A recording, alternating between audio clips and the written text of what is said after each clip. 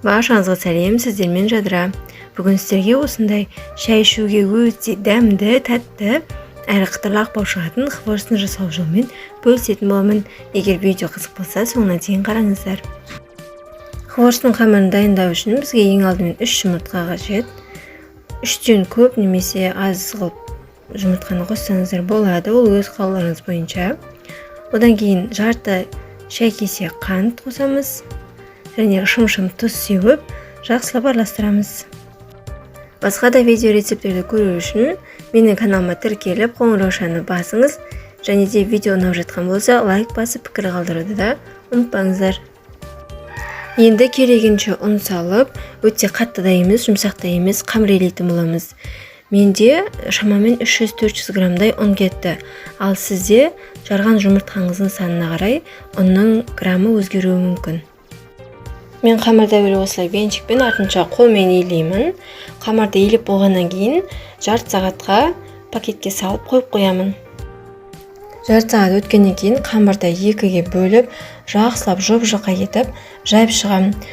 Қамырды жайып жатқан уақытта ұнды көп сеппеуге кеңес беремін, себебі біз гүл етіп ораған кезде қамырдың басы бір-біріне бірікпей қалады. Қамырды жайып болғаннан кейін осылай 4 жағын кесіп аламын. Және ортасын тағы да бірнеше бөліктерге бөлемін. Менде 5 бөлік шықты. Әр бөлігін осылай видеодағыдай етіп, ортасын ғана кесіп шықтым. Егер бірінші мәрте жасап тұрған болсаңыз, сізге асықпай жасауға кеңес беремін, себебі қолыңызды жарақаттауыңыз мүмкін, әрі қамырыңызды дұрыс кеспей қалуыңыз мүмкін.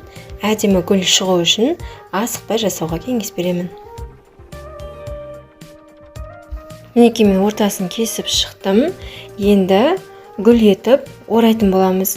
Ораған уақытта қамырды бір-біріне жақсылап біріктіру қажет. Себебі біз майға қойып жатқан кезде ашылып кетуі мүмкін.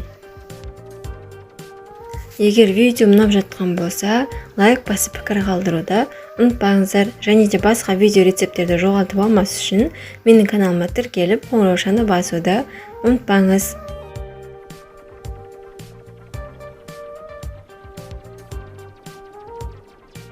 Мінекей гүл дайын. Мен қамырдың осы ортаңғы бөліктерінен осындай гүл жасап шығамын. Ал шеткі бөліктерін осылай қарапайым етіп, ортасын тіліп, бір-біріне осылай кигіземін. Енді хворостымызды қатты қызып тұрған майға жақсылап қуырып аламыз.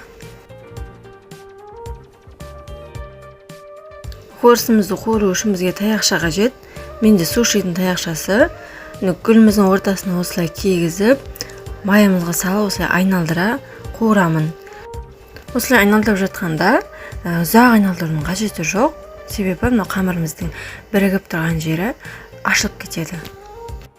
Бұл хворост ұзақ қуыруды қажет етпейді, тек екі жағын кішкене қызартыңқырап қуырып алсаңыз жеткілікті.